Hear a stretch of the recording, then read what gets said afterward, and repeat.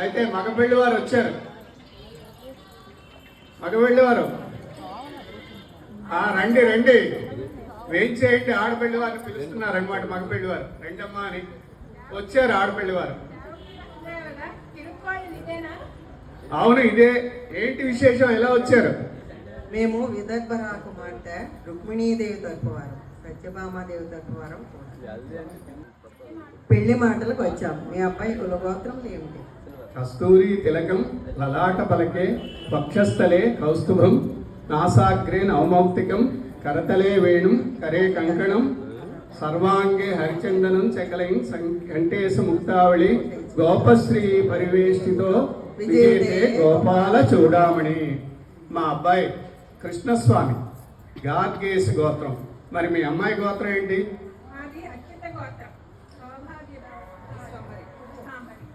ఆహా, మీ అమ్మాయి గుణగణాలు చెప్పగలరా? అమ్మాయి గురించి చెప్తాం వినండి. సుమనస వందిత సుందరి మాధవి చంద్ర సహోదరి హేమమయే మునిగణ మండిత మోక్ష ప్రదాయిని మంజుల భాషిని వేదనుతే పంకజవాసిని దేవసు పూజిత సద్గుణ వర్షిణి శాంతియుతే జయ జయ హే మధుసూదన కామిని ఆదిలక్ష్మి సదా పాలయ మాం. మరి మీ అబ్బాయి గుణవంతుడేనా?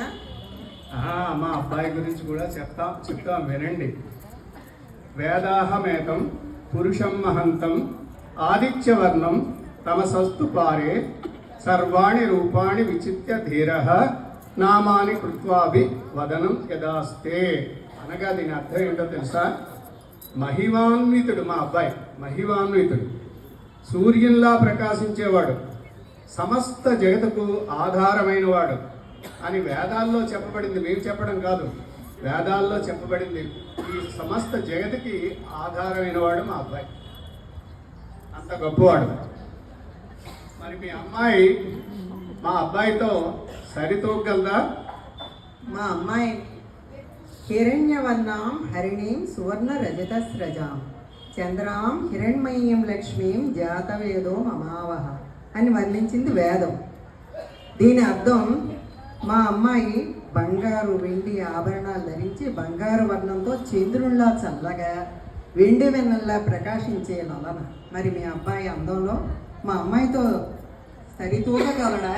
మా అబ్బాయి అందానికి చెప్పని అలవి కాదు. మా అబ్బాయి ఎంత గొప్ప అందగాడంటే అబ్జపాద అరవిందలోచనం పద్మపాణి తల మంజన ప్రభం సుందరోరు భుజ ఇందిరాపతి వందిశీయ వరదం అనాదిగం.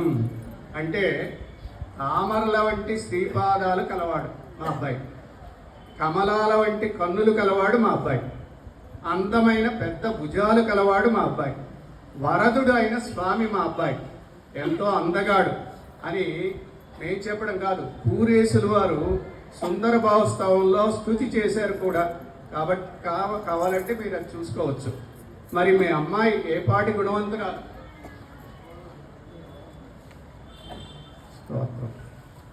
స్తోత్రం నామ కిమామనంతే కవయో యదన్య దియాత్ గుణాన్ అని శ్రీస్తవంలో అదే కూరేసులు అమ్మ గురించి కూడా చెప్పారు. ఈ శ్లోకం అర్థం ఏమిటంటే, అమ్మ ఈ గుణములు స్తోత్రం చేయుట ఎవ్వరికీ సాధ్యం కాదు. లేని గుణాలను ఆరోపించి చెప్పుట, ఉన్న గుణాలను ఉన్నట్లు చెప్పుట స్తోత్రానికి నిర్వచనం. అమ్మ లేని గుణాలు లేవు, ఉన్న గుణాలు అన్నీ చెప్పుట అసాధ్యం. బృహస్పతికి బ్రహ్మాది దేవతలకి హైగ్రీవుడు కూడా సాధ్యం కాదు మా అమ్మాయి గుణాలు చెప్పడం. మీ అమ్మాయి చక్కని గుణవంతురాలుగా చెప్తున్నారు, చాలా సంతోషం. మా అబ్బాయి గుణగణాలు కూడా బాగా తెలుసుకున్నదై మీ అమ్మాయి ఏం చేసిందో తెలుసా? అగ్నిజ్యోతుని ద్వారా చక్కని ప్రేమ లేఖ పంపించింది మా అబ్బాయికి, ప్రేమ సందేశం కూడా పంపించిందంటే మరి మీ అమ్మాయి ఎంతగా మా అబ్బాయిని ప్రేమించిందో చూడండి. ఈ విషయం మీకు తెలుసా, తెలీదా?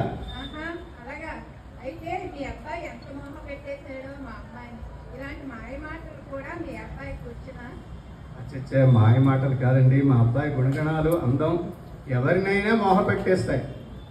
ఆహా, అంత అందగాడా? నల్లని వాడుటగా, పైగా మత్స్య కూర్మ వరాహాది అవతారాలు ఎత్తాడటగా.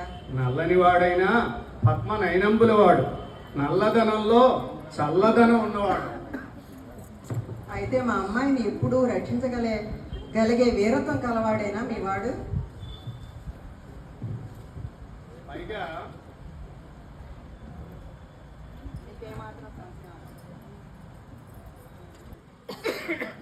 మీకు ఏమాత్రం సంశయం అక్కర్లేదు, మా అబ్బాయి మీ అమ్మాయిని చక్కగా రక్షించగలడు.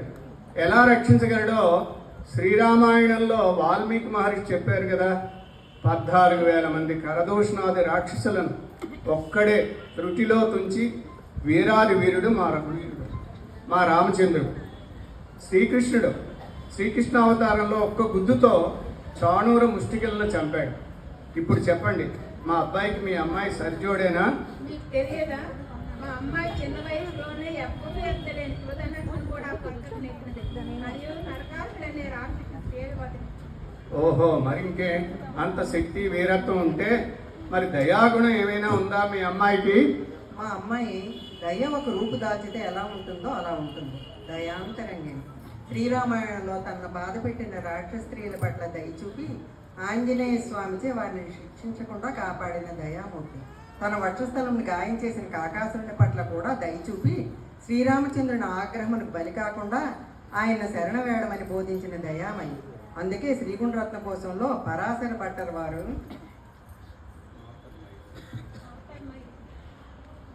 అదే వాద్రా పరాదా స్వయ సుఖయతు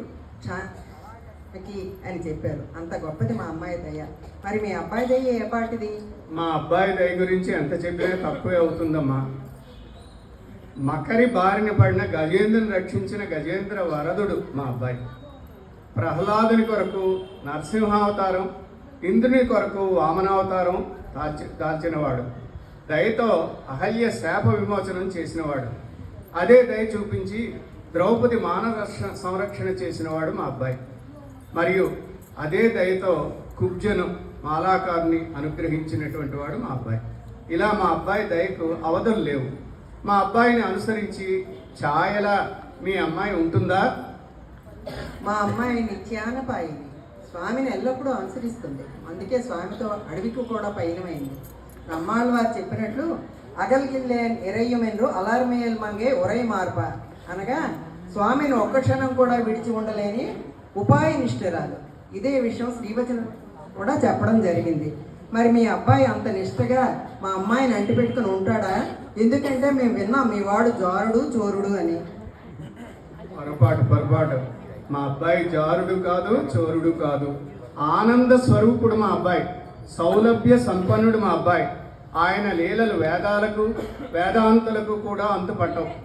మనం ఏపాటి వాళ్ళం ఈ విషయం గ్రహించే మీ అమ్మాయి మా వాడిని వరించింది. అందుకే కదా మీరు కూడా ఇంత దూరం వచ్చారు. అయితే చాలా బాగున్నది. ఒకరి గొప్పతనం ఒకరు బాగానే మాట్లాడుకున్నారు. కానీ ఆడపిల్లి వారు అంటున్నారు, అలా కూర్చొని మాట్లాడుతున్నారు, మనం మగపిల్లి వారని నిలబడి మాట్లాడుతున్నాం. ఇది ఎంతవరకు సమంజసమో గట్టిగా చెప్పండమ్మా. ఆడపిల్లి వారి డామినేషన్ అంటున్నారు, కానీ మా మగపిల్లడు లేదే మీ ఆడపిల్ల యొక్క విలువ అనేటువంటిది ఏమీ లేదు. అవునంటారా నిజమంటారా? ఏ కాలంలో ఉన్నారు స్వామి? ఇది కలియుగం. ఈ యుగంలో కూడా 2026 లో కూడా ఇక్కడే పై చేయి ఎక్కడైనా అడగండి. ఎంత పై చెయ్యైనా మీ అమ్మాయి బంగారు మెరుగులు అంటున్నారు, ఈ మెరుగులు అంటున్నారు, ఆ మెరుగులు అంటున్నారు. నల్లటి చీకట్లో మీ అమ్మాయి ఏమైనా కనబడుతుందా చెప్పండి? నా స్వామి యొక్క తేజస్సు గనక ఉంటే తప్ప మీ అమ్మాయి యొక్క విలువ అనేటువంటిది ఎప్పుడు కూడా దొరకదు. ఒక్కసారి తల పైకెత్తి చూడండి బాబు. నల్లటి నీళ్ళు ఉన్నప్పుడే ఆ చంద్రుడు ఎలా కనిపిస్తున్నాడో, ఆ వెన్నెల చల్లదనం ఎక్కడి నుంచి వస్తుంది బాబు? ఆ అమ్మాయి ఉండడం వల్లే ఇలాంటి చల్లదనం, ఇలాంటి చల్లటి కాంతి వస్తున్నాయి. ఈ గొప్ప బాబు చెప్పండి. మా గొప్ప చెప్పాలి అనుకున్నట్లయితే వేదాలకే సరిపోలేదు, ఉపనిషత్తులకే సరిపోలేదు, భాగవతోత్తములకి ఆచార్య పురుషులకే మా స్వామి యొక్క గొప్పతనం సరిపోలేదు. ఎంత చెప్పినా ఎంత చేసినా చివరికి మా అమ్మ మీ అమ్మ మీ అమ్మ మీ అమ్మ అంటున్నారే, మీ అమ్మ ఎప్పుడూ కూడా మా స్వామి పాదాల చెంత దగ్గర చేరి పాదాలు నిత్యం కూడా వత్తాల్సిన బాధ్యత మీ అమ్మదే. మా స్వామి గొప్పతనం ఏంటంటే మీ అమ్మని పక్కన చేర్చుకొని అందరి భక్తుల్ని కూడా కటాక్షించేటువంటి శాంత స్వరూపుడు మా స్వామి. అందుకోసం ఈ వాదాలు పెంచుకుంటూ పోతే ఎప్పటికీ కూడా తరగవు. ఆకాశాత్ పతితం తోయం యథా గచ్చతి సాగరం. సర్వదేవ నమస్కారం కేశవం ప్రతిగచ్చతి. ఏం చెప్పారంట? ఆకాశంలో మెరిసేటువంటి మెరుపు మెరిసి వర్షంగా మారి తిన్నంగా ఎక్కడికి చేరాలండి?